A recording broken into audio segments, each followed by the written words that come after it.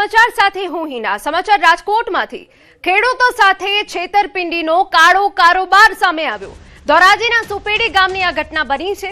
Shivshakti agro નામની દુકાનમાં એલસીબીનો સપાટો। Duplicate અને શંકાસ્પદ જંતુનાશક દવાનો જથ્થો ઝડપાયો છે। દુકાનદાર બ્રિજેશભાઈ કરતો હતો છેતરપિંડી। જંતુનાશક દવાનો જથ્થો કબજામાં રાખી કાળો કારોબાર કરતો। એલસીબીએ કાળા કારોબારનો પર્દાફાશ કર્યો।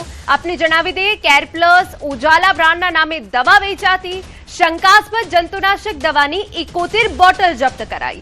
95,505નો શંકાસ્પદ જથ્થો જપ્ત કરી વધુ તપાસ હવે હાથ ધરાઈ છે।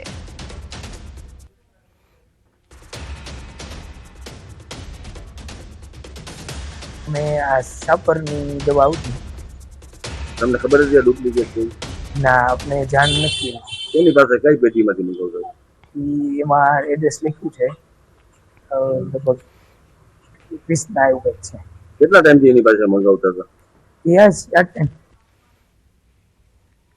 સમાચારમાં આગળ વધીએ તો રાજ્યમાં નકલીનો રાફડો ફાટ્યો। દવા, દારૂ, દૂધ પણ નકલી।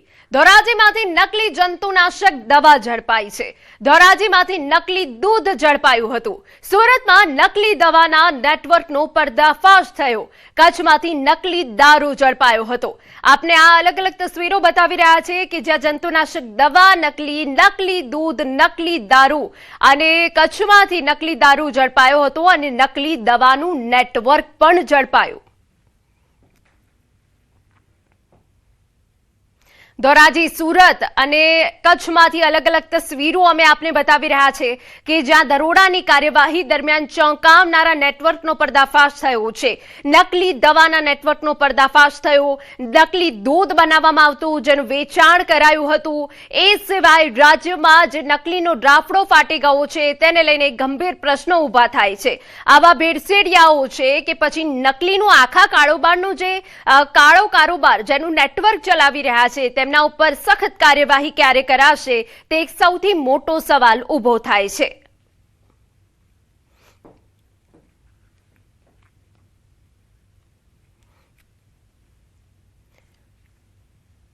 સમાચારમાં આગળ વધીએ। ખેડૂતો માટે માઠા સમાચાર। હજુ અઠવાડિયું વરસાદના કોઈ એંધાણ નહીં।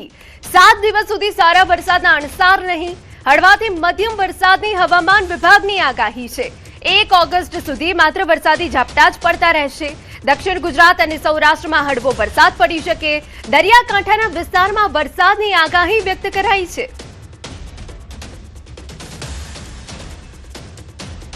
आने वाले दिनों में उसमें किसी प्रकार की हैवी रेनफॉल वार्निंग जो है गुजरात में नहीं दी गई है। साथ ही जो गुजरात में अगले पूरे हफ्ते जो है लाइट टू मॉडरेट रेन होने की संभावना है, जिसमें साउथ गुजरात के ये जो रेन है वो दक्षिणी गुजरात के कुछ हिस्सों में जो है सदर्न पार्ट में मोस्टली जो है light to moderate rain concentrate करेगा और सौराष्ट्र के जो है दक्षिणी हिस्सों में तटीय इलाकों में जो है लाइट टू मॉडरेट रेन देखने को मिलेगी। मोस्टली जो नॉर्थ गुजरात और सौराष्ट्र का जो हिस्सा है नदर्न पार्ट जो है वो मोस्टली जो है ड्राई रहने की संभावना है और लाइट रेन की प्रोबेबिलिटी देखने को मिलेगी आगे आने वाले हफ्ते में। સૌરાષ્ટ્રમાં દુષ્કાળ જેવી સ્થિતિ। સૌરાષ્ટ્રમાં 30% વરસાદની ઘટ, રાજ્યમાં 7% વરસાદની ઘટ। મધ્ય, ઉત્તર, દક્ષિણ ગુજરાતમાં 9%થી વધુ વરસાદ।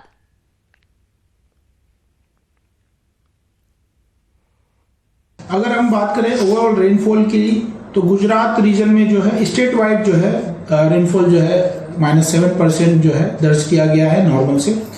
साथ ही रीजन वाइज बात करें जिसमें गुजरात रीजन और सौराष्ट्र कच्छ है, उसमें गुजरात रीजन में नॉर्मल से 9% अधिक बारिश दर्ज की गई है अभी तक पूरे सीजन की, और सौराष्ट्र कच्छ एरिया में 30% के आसपास जो है बारिश कम दर्ज की गई है नॉर्मल रेनफॉल से।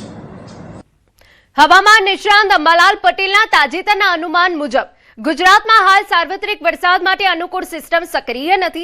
જો કે 26 ઓગસ્ટ બાદ રાજ્યમાં ફરી વરસાદી માહોલ સર્જાવાની શક્યતા છે અને પૂર્વ ગુજરાતના કેટલાક વિસ્તારોમાં સારો વરસાદ પડી શકે।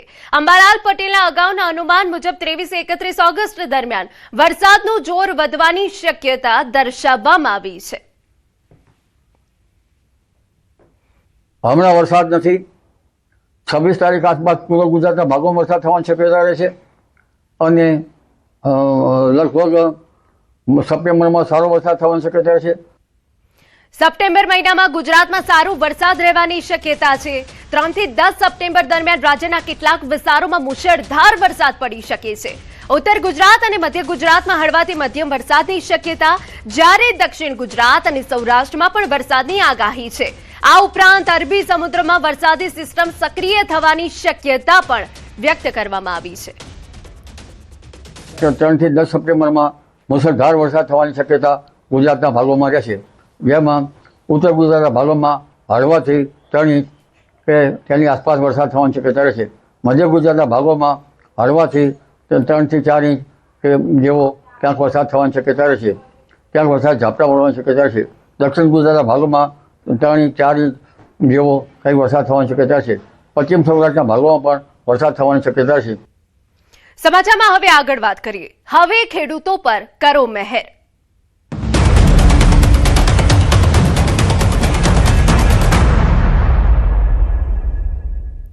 જામનગર જિલ્લામાં ચાલુ સિઝન દરમિયાન ચોમાસાએ મોં ફેરવી લેતા જગતનો તાત ભારે મુશ્કેલીમાં મુકાયો છે. જિલ્લામાં સિઝનનો માત્ર 30% જેટલો વરસાદ જ નોંધાયો છે. ધ્રોલ તાલુકાના ખીજડીયા ગામના ખેડૂતો પોતાની વેદના ઠાલવી રહ્યા છે.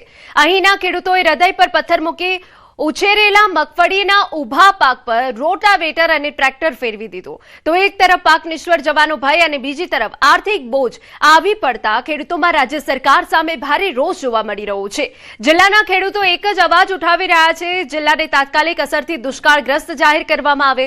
ખેડૂતોની માંગ છે કે સરકાર દ્વારા રાહત પેકેજની જાહેરાત કરવામાં આવે. તેમણે ચીમકી આપી છે કે જો સરકાર દ્વારા યોગ્ય નિર્ણય લેવામાં નહીં આવે અને જામનગર જિલ્લાને દુષ્કાળગ્રસ્ત જાહેર કરી આર્થિક સહાય પૂરી પાડવામાં નહીં આવે તો આગામી દિવસોમાં ગાંધી ચિંધ્યા માર્ગે ઉગ્ર વિરોધ પ્રદર્શન કરવામાં આવશે.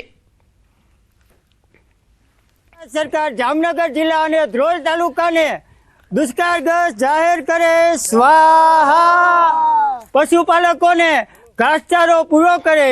સ્વાહા.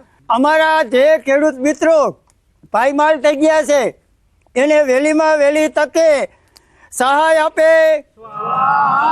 અમારા ગુજરાતના તમામ નેતાઓ, બધા મિનિસ્ટરોને અમે હાથ જોડીને વિનંતી કરી છે કે અમને દુષ્કાળગ્રસ્ત જાહેર કરે. જામનગર જિલ્લાને ધ્રોલ તાલુકાને તાત્કાલિક ધોરણે જો દુષ્કાળ જાહેર નહીં કરે તો અમે ઉગ્ર આંદોલન કરવા માટે આવશું. સ્વાહા. અત્યારે જે અમારે થોડા પાણી હતા ધ્રોલ તાલુકામાં અમુક ગામડામાં 5 થી 10%માં જે અમે મગફળીનું વાવેતર કર્યું હતું, 80 થી 90 દિવસની મગફળી થઈને ભયંકર રોગ આવ્યો.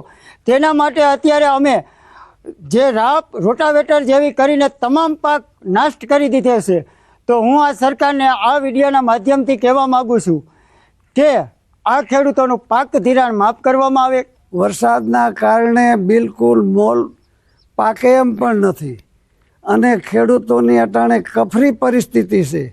ખેડૂત સરકારની સહાય આપે અને દુષ્કાળ જાહેર કરે તો જ ખેતી નભે એમ છે, નગર ખેડૂત પણ નભે એમ નથી. ખેતી તો એક બાજુ રહી. હવે અમારી પાસે કાંઈ છે નહીં. હવે અમે સરકાર પાસે એટલી માંગણી કરીએ અમારે લેણા માફ કરે ને આખા ગુજરાતની અહીં જામનગર જિલ્લાની વાત કરું ને હંધાનું લેણું માફ કરે ને કાંઈક સહાય દે તો અમારી પાસે છે ને અમારી પાસે કાંઈ છે નહીં. વગર વરસાદે ગીરનો તાત મુશ્કેલીમાં મુકાયું છે. પોતાના પાકને બચાવવા ખેડૂત મથામણ કરી રહ્યો છે. ગીર સોમનાથના અનેક વિસ્તારોમાં મગફળી, સોયાબીન અને તુવેર સહિતના પાકો હાલ વરસાદની રાહ જોઈ રહ્યા છે. શરૂઆતના વરસાદના આધારે ખેડૂતોએ ઉત્સાહપૂર્વક વાવણી કરી હતી, પરંતુ ત્યારબાદ વરસાદ ખેંચાતા ખેતરોમાં પાકની સ્થિતિને લઈ ખેડૂતોમાં ચિંતાનો માહોલ જોવા મળી રહ્યો છે. ખાસ તો ખેડૂતોને પોતાના પાકની સાથે પશુઓની પણ ચિંતા સતાવી રહી છે.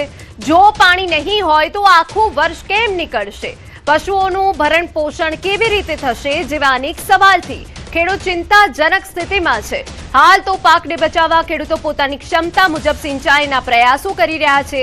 ક્યાંક ફુવારા પદ્ધતિથી પાણી આપવામાં આવી રહ્યું છે તો ક્યાંક ટપક સિંચાઈનો સહારો લેવામાં આવી રહ્યો છે. પરંતુ આવનાર સમયમાં વરસાદ નહીં પડે અને સંગ્રહ થયેલું પાણી ખત્મ થઈ જશે પછી શું? જો કુવામાં જ પાણી નહીં રહે તો ખેડૂત પાસે કુદરતની રાહ જોવા સિવાય બીજો કોઈ રસ્તો નહીં રહે. ખેડૂતોની પરિસ્થિતિ તો બહુ નબળી છે, કારણ કે અટાણે કુવામાં 1.5-2 કલાકના પાણી છે તે પાણીને જેમ કરીને